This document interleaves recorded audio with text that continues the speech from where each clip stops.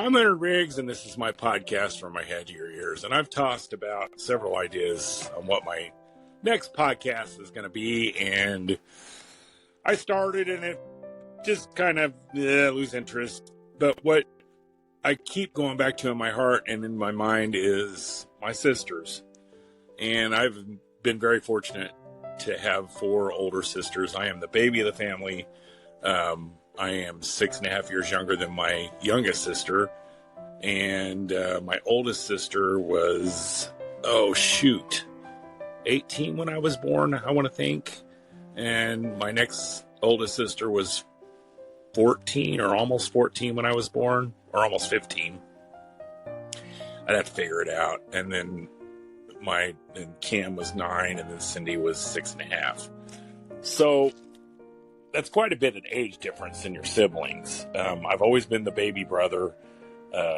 My family called me Brub or Brubby, and I thought that was my name until I was going in kindergarten when the teacher asked me what my name was. In fact, I told her Brub, and she said, "What?" My mom said, "It's Leonard." I think I've told that story before, but I had no idea my name was Leonard. I was named after my dad, obviously. But I'm going to take a break, and I'm going to talk about my sisters, and I have a reason for this.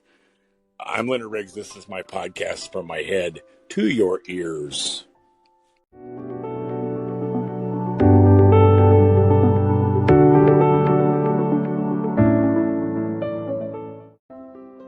I'm Leonard Riggs, and this is my podcast From My Head to Your Ears. And today I'm talking about my sisters, my siblings. As I said, I was blessed to have 4 beautiful older sisters. My sister Connie was already on her own when I was born. My sisters Lori, Kim, and Cindy were still living at the house. My oldest sister in the house was Lori, and she helped Mom take care of me quite a bit. In fact, she always said I was kind of her practice child, or her sort of her honorary first child. She had a child 5 years after I was born, 6, 5, my nephew John. But she was always my biggest sister, and I just remember so much about her. I recently lost my sister Lori to cancer, and I'll do a podcast about her later. We're going to have a celebration of life for her on October 12th, and I want to save stories for that celebration of life. Then I'll share the stories on my podcast. Nothing that would embarrass her, because she was a great older sister, and it's a huge loss in my life, huge hole in my heart. We just lost our mother a few months ago, and then I lost my sister, and I don't want to be sad on this. I want to talk about happy things. But having older sisters is like having 4 mothers, 4 extra moms. And now more than ever, it's good to have, since my mom is gone, when Mom passed, Lori said she was now my mama, daddy sister, or something to that effect. And I laughed, and then she had passed too. So my sister Kim now is my oldest sister, and she's just like, has that mom thing. I have 3 nephews. She has 3 sons, and she still worries about me, and my sister Cindy does too. The day we were going to visit my sister for the last time before she passed, she was helping me get ready, and I walked over to her house, and she was helping me get my shoes cleaned off. I got grass and stuff on them, and I thought, yeah, she's just like Mom. And it's just kind of funny. But boy, growing up with all girls and you being the only boy is very different. I used to sit there and watch my sister Lori get ready. My sister Lori was very meticulous when she got ready. She had her hair perfect, and she didn't wear a lot of makeup, but she had her little makeup techniques she'd put on. Always neat as a pin, just like my mom. My mom was the same way. And used all these things to get ready, like an eyelash curler which for some reason that fascinated me when I was a little kid. I would watch her do that, and I was like, what is she doing? You know, and I just could, that has stuck in my mind for all these years. But having older sisters is pretty cool. My sister Connie could already drive when I was born, but she lived away from us. And my nephew Eric was born when I was 2.5. So I think when I was born, I'm not sure because I wasn't there if she lived in Chicago or down here, but my dad's ex-wife lived down the street from us at one point. But Connie lived with her mother. Now Lori grew up here, and I remember her living here. I remember her desk, the model car that I think that was her then boyfriend and my now brother-in-law Tom's car. My brother-in-law Tom's been in my family longer than I have, so that's kind of crazy, but it's true. He's more like a brother than a brother-in-law. And I'm trying to remember. There was 3 beds in my sister's room where Lori, Cindy, and Kim slept. And we were pretty crowded in this house because it was 2 bedrooms, and my dad bought it, and it was an old shack that had fallen down, and he rebuilt it, and it didn't even have a bathroom. I think before I was born, they were using an outhouse that was out here, and he had to build a bathroom. So the one thing in my early days that I remember was we had a Stokermatic stove in the living room, and no doors on any rooms because that Stokermatic was radiant heat, and it would heat our rooms through radiant heat. So oftentimes we wake up cold, and like the bathroom is the only room that had a door, and since it had a door, it wasn't getting heated. Plus we had no water heater. I don't ever remember our pipes freezing when I was little. Maybe they did, but I don't know how that kept from doing that, because I remember very cold winters when we were kids. But you know, I sound like I grew up in the 1930s, but I grew up in the early 70s, late 60s, early 70s. I was born in 1966, so just a little bit in the 1960s, and then most of my growing up was in the 70s and 80s. But it's amazing how technology and life changed rapidly in the late 70s to now. I mean, technology just went crazy, and we had all sorts of modern conveniences. But those early days, I remember we had this coal stove. That was a coal stove. We had an old shed that had coal in it, and they would deliver coal to us. And I think it was economical, very cheap heat. We did not have a water heater. My dad had just not installed one yet, so we had to boil water on the stove. We had propane gas that was our stove was hooked up to. My dad would never have an electric stove. He wanted a gas stove. In fact, I still have a gas stove in this house. Let's see. I remember very early on, I remember milk being delivered in bottles, and milk tastes so good in glass bottles. Like I said, it seems like I grew up in the 1930s the way I'm telling these stories, but really it was 1969, 1970, and milk used to come in glass bottles, and nothing, and so did soda. Everything was in glass. Everything tasted so much better back then. Don't know if that's the way I remember it because it was my first taste of life or whatever, or you know what I mean? First time tasting all this, so it was amazing. My taste buds were alive. But I actually was in my parents' room in a baby bed. So those early days, we were very crowded, but you know what? We didn't know any better, and we were very happy. I remember Grandma coming over for Christmas. Grandma Qualls, our Grandma Pearson, lived down the street with my Aunt Tootsie, and we were very family orientated back then. I remember going to visit my Aunt Faye in Campbell Hill, Ava, their farm. It was a lot of fun. My cousin Donna, Vicky, Carla came around later. I remember when my cousin Carla was born. Again, all girls. They had all girls that were there. I have cousins and family members up by St. Louis too, but Aunt Faye was the closest around here. Plus, she lived not far from Grandma Qualls, so we visited them often.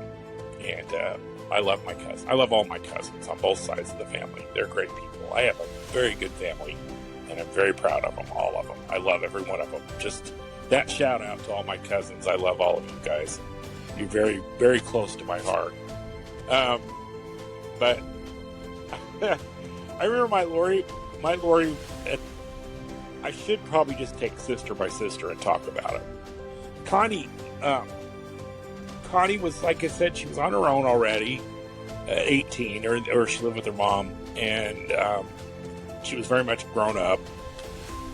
And honestly, that's all cloudy to me. I just know Connie was there. But since Lori lived with us, I remember Lori. I don't remember much. It's all spotty with Lori in my early days. I do remember her graduation from high school. I remember her being really fiercely independent and just being an older sister. She'd watch us. She was very strict. When she babysat us, she was. I mean, she was like another mama in the house. She wasn't no pushover. But she had some really close friends that she kept friends for life, as I do. And Becky, Sandy, Melody, all these wonderful girls. And Tom was my brother-in-law. Tom at the time went into the service, and she met him when she was 14, and he's just a little bit older than her. And she worked at the Maid-Rite, which is Christopher's famous with their Maid-Rite. At first, when she was 14, when I was born, and then she worked the Dairy Queen. When the Dairy Queen was just a little ice cream stand back then, it wasn't a restaurant like it is now. We still have the same Dairy Queen, but the owner loved my sister, Mr. Brock. But I remember it was so cool when we were kids and we'd walk uptown and our big sister was working at the Dairy Queen, and she'd give us money and we'd go to the dime store in Franklin, as it was officially called, the dime store to us, and we'd get her candy. I believe it was the Jolly Ranchers candy, and she'd give us enough for us too. And like I said, I want to save my stories for a later podcast and for her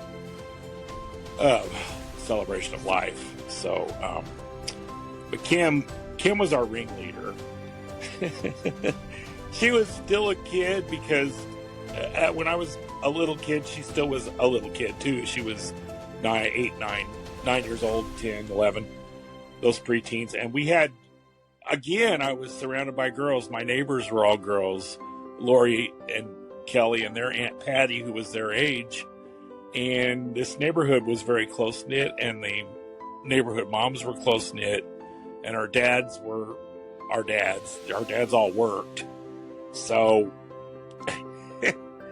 my world was, I loved my world back then. I loved being a child. I had such fond memories of growing up here in the McDonald Edition in Illinois. And when you're that little, your world is restricted to your block or your area. And I had a little girl that lived across the yard from me named Lisa Cadutis, who was my first little girlfriend. And we got in all kinds of mischief. I may have told that story on my podcast before, but we played house one day and got lost and freaked our moms out, but we were actually at my neighbor's playhouse playing house. They were so glad to find us. Of course, the last place they looked is where we were, and we were fine. This is back before you worried about your children being kidnapped. You know, I think, though, truly, when I was in 1969, when I was 2, when I was really kind of walking around, 2.5, the Manson killings happened. Was that in 69? And that kind of changed the world. There was an era. Of course, the Vietnam War also was going on, but I'm sure in my childhood memories, we were shielded by the horribleness of life, and we didn't have the news blasting 24 hours in our faces. So it was a great childhood. We were very innocent. We didn't grow up too fast. We got to be kids. We got to catch lightning bugs and ride our bikes and play at the neighbors and have our little swimming pools in the backyard. And I remember, and I'll tell this story about my sister Lori. She grew up, and when I was 5, let's see, was I 5? I was 5, I believe, when she got married. I remember her graduation, and I remember her wedding, and I remember riding in my brother-in-law's car to the church when they got married. I remember my mom sewed her wedding dress, which was a very pretty mini skirt wedding dress. This was 1971. And I remember the church. I remember sitting where I was, and I remember seeing Tom and Lori get married, which that's a lot for a kid my age, but I do remember it. Then after that, I don't remember. After the wedding, I kind of remember being outside the church, but I don't remember. But what I do remember is all three of us crying over her graduation picture. Every time we pick it up, we just look at it and start crying because we loved our sister Lori so much. And it's a great memory. I hope I know she knew we loved her. I know she did. I'm not hoping. I know she did. My sister Connie eventually moved back here to Christopher and got married. And of course, she had my nephew Eric, who's a couple years younger than me, 2 years and a half actually. And then she had Randy Bud. And I grew up with them as kids in my neighborhood. We played together. They were as much my friends as they were my nephews. And the same goes to my nephew John and subsequently Jason. Lori moved to Belleville and lived up there and had John up in Belleville. And I remember going to visit her house, her trailer. Tom was at Scott Air Force Base up by St. Louis, and Lori lived up that way. Anyway, again, saving the stories for a future podcast. But it was cool. My sister Cindy was a preemie, and she had a birth defect, and her ears she can't hear. She's almost deaf. She had to wear hearing aids. And a lot of times we would go up in my dad's company car. He worked for Carmet Industries in Christopher, Illinois, which is long gone, but he had the company car, and they would let him use the company car to take us to St. Louis. So we got to ride in this very Brady Bunch looking station wagon. So I love station wagons. They were so cool. My neighbor Sue had a station wagon. But we would go up there, and they would take Cindy to the doctor, and me and Kim would stay with Lori, and we just had a blast. And it was really always cool to have older sisters. And then I remember, going to the neighbors' houses, and girls are very, very creative. I'm telling you how they play. There's no rough housing, no football, all that stuff. And but they would, like my neighbor Patty, who was Lori and Kelly's aunt, but they were the same age, had a tape recorder, and they would make scary stories, and they would have seances. And I think I've mentioned all this before, and they would try to get Mary Worth, contact Mary Worth, who was allegedly some lady that if you said her name over and over and held hands or put your hands together, she'd appear in the mirror. It's just silly. And then someone says, "Sar!" and they'd all run out screaming. But they were so imaginative. I remember them teasing the dogs and getting on a table, and the dogs, they were poodles, for gosh sakes. Pierre and Joe. I did have a friend that was a boy down the street named Keith, and he was a little younger than me, a little older than my nephew Eric. And then the Canutus boys were right there. So but I was older than them, so they were still babies. And for a little bit, other than Lisa, who was just a little bit older than me, I didn't have any friends other than my sisters. So I relied a lot on my sisters for entertainment. And we also had a playground. There was a Catholic school just up the block from us, which to me, as a child, seemed like a far, long way. But it was actually just walking distance. So we had a little playground we'd all go play on. There was teeter-totters and swings and massive slide, and it was so much fun. My neighborhood was just very kid-friendly, and kids everywhere, riding our bikes everywhere, and parents that care about us. And the little old lady that lived on the corner, Mrs. Baxley, who was like a grandma to us, and my sister called me Ma. And then over to the east of us, there was Jumbo and Toots, an old couple that loved kids, and then Loretta and Nelson Harris, who had no kids, and they loved us too. They were good friends with my parents, and they would bring us Christmas presents often. I think Nelson might have dressed like Santa Claus one time and brought us some stuff. And then there was Mabel and Johnny Eck, who were brother and sister, elderly, and they lived together. Mabel, she was this cute little girl with these little, what do you call those glasses that look like cat's eyes? And she would always wear kind of a muumuu and socks. And Mrs. Byers was my sister's grandma, and that was actually my dad's ex-wife's mother, but she was really sweet. And the Cadutuses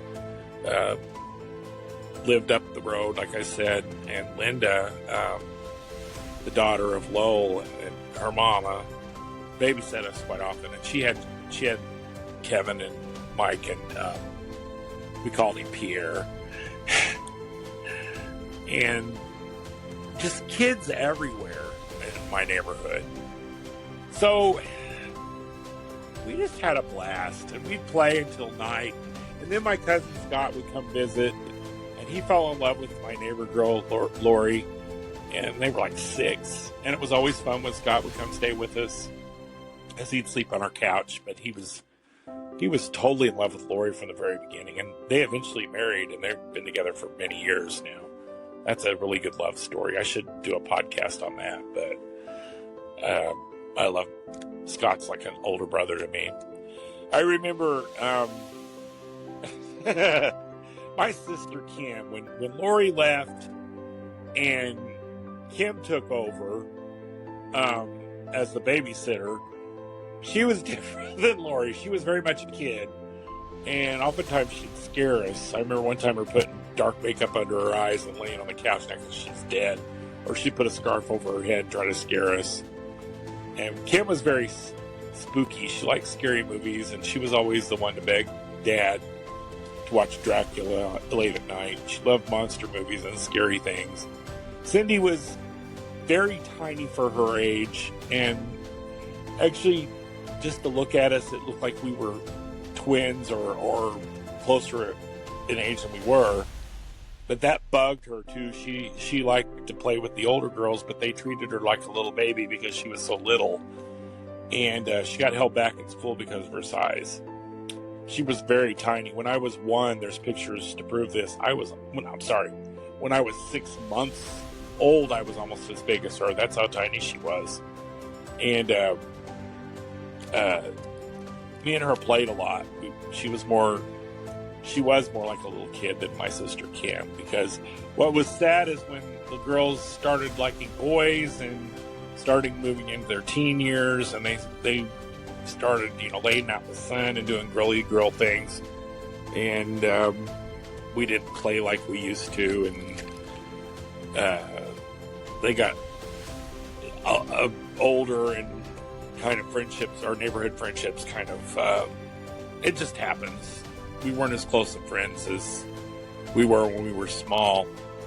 Everybody gets into their cliques and whatever you call it.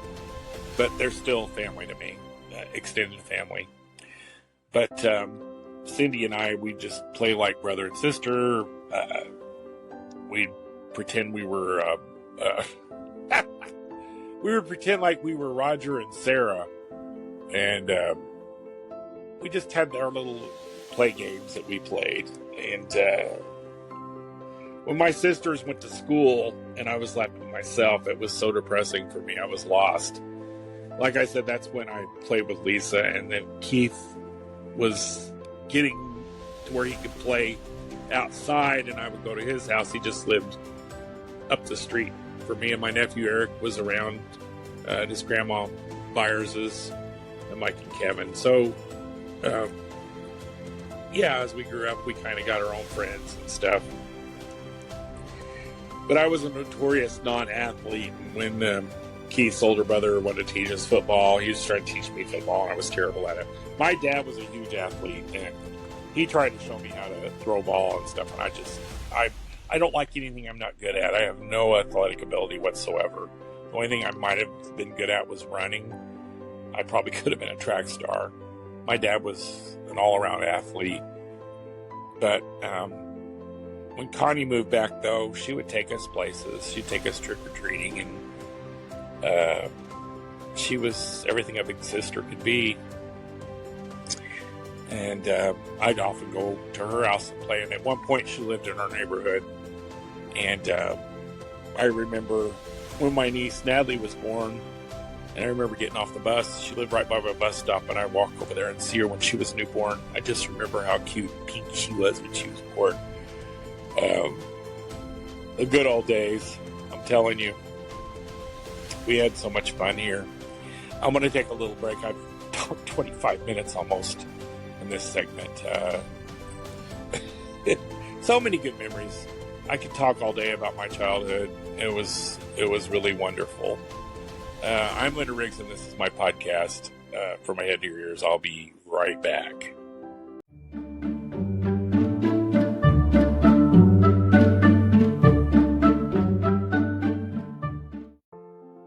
I'm Linda Riggs, and this is my podcast from my head to your ears, and I'm talking about my siblings, my 4 older sisters, and the times we had when we were kids.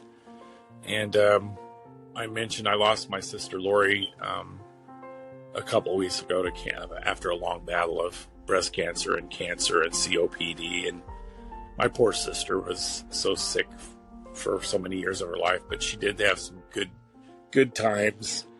And like I said, I'm going to talk about Lori in another podcast. I'm going to dedicate a whole podcast to her because there's so many stories and great things about her that I'd like to talk about. But we're having a celebration of life for her, and I'm going to tell those stories there first, and then I will share them on the podcast, maybe a few more. But my sister Connie also passed away back in, 2013, I believe, on Halloween night, oddly enough.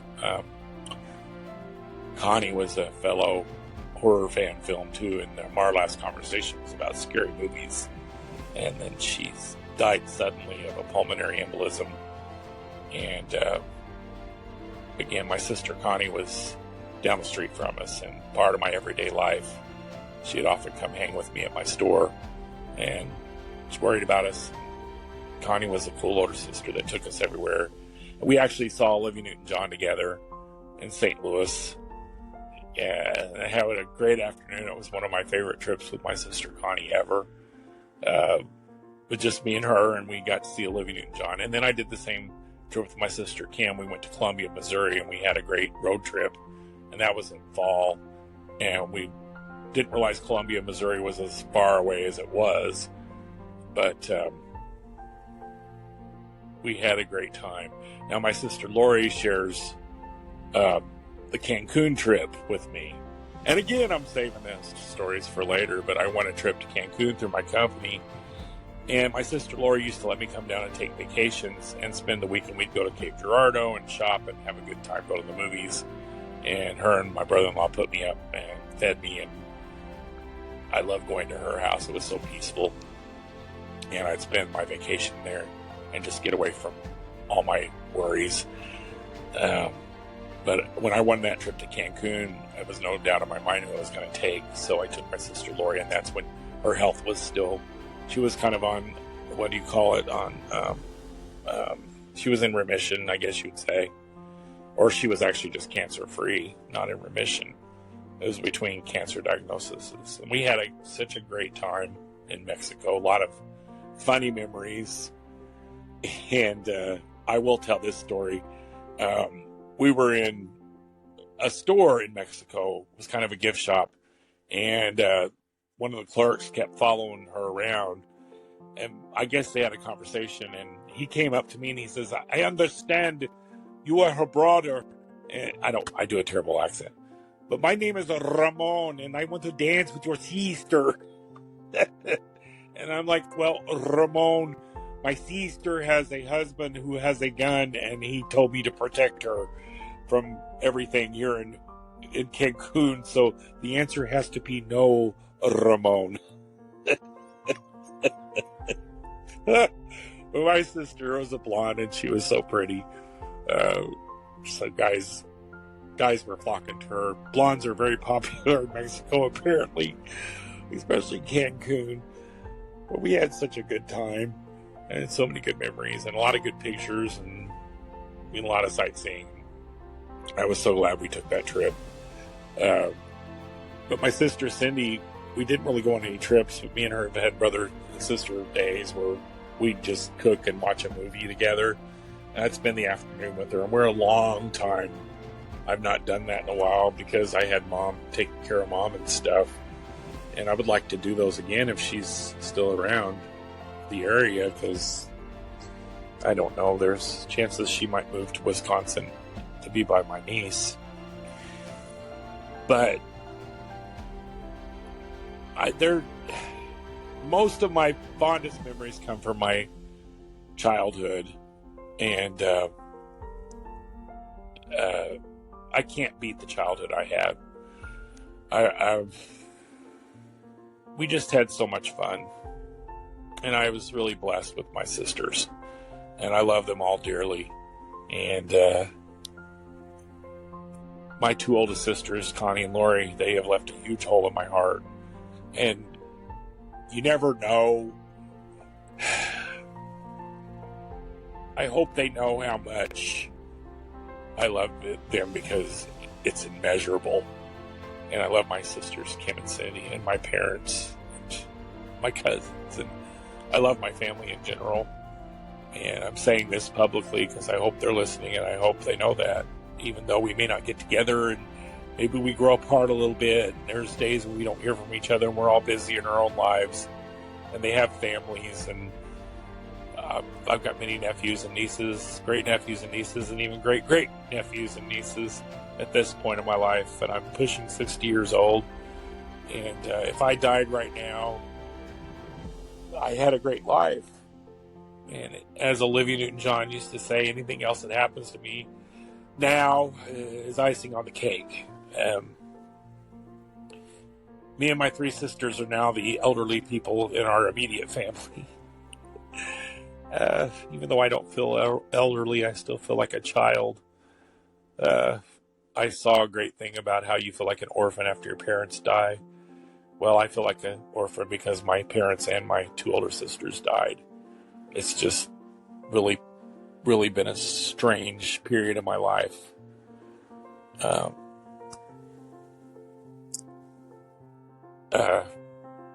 I'm not liking this getting older thing, I'll be honest with you, but there's only two choices in life. Either you get older or you don't. But I would like to think that I'm 57, and I would like to think that maybe the best is yet to come. I posted on Facebook this very thing, and I'd like to think that if I had the best, then thank you for that, God, if there is. But I hope I still have traveling and future happiness that I don't even know exists yet. I hope there's still something better around the corner. You can't beat having siblings. My niece is an only child, and I feel sorry for her because she's going through a lot with my brother-in-law right now, and I know I draw strength from my sisters. When we went to see my sister Lori together, me and Cindy and Kim, to say our goodbye, Kim almost didn't get to come because she wasn't feeling well, and as it turned out, she did get to go. My nephew Dan took us, and we all stood around my sister Lori and held her hands, and she opened her eyes, and those big blue eyes, and looked at all of us and knew we were there, and tried to speak, actually. And that was a moment I'll never forget in my life. But I want to be happy. But believe it or not, that sounds sad, but it was a very happy moment in my life when she opened her eyes and saw us. So, Anyway, I'm going to take a break. I'm Leonard Riggs, and this is my podcast, From My Head to Your Ears.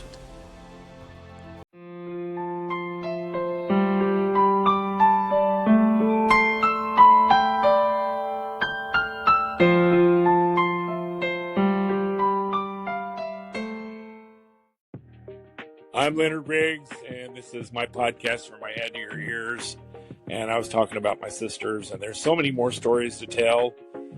And like I said, I will dedicate a whole podcast to my sister Lori, and in memoriam at a later date after we have her celebration of life. But I have been so blessed in this life to have my siblings, my sisters, my older sisters, and my parents, and my grandparents. So I have nothing to complain about there. I live alone in the house I grew up in now, and it's a god-awful mess. I have got stuff everywhere. I'm still kind of grieving. I'm having a hard time getting motivated to clean my house. I have lots of ideas, but oh Lord, somehow this place got to be a mess. I'm just a messer. I'm such a messy person. And this was a fun podcast. I liked it. I wished I could tell more, but I don't want to keep it for too much longer. I appreciate you guys listening to my podcast. It's very therapeutic for me to do this, and it's always good to relive old good memories. And I tell you, thank you for listening. I'm going to rest my voice now and get this uploaded and produced. I'm Leonard Riggs, and this has been my podcast, From My Head to Your Ears. Until next time, take care of yourself and enjoy what you have. Take time to just look around and appreciate all that you've got. And tell everybody you love that you love them. Don't waste time. Don't never not waste time on love. That's my advice. Thank you.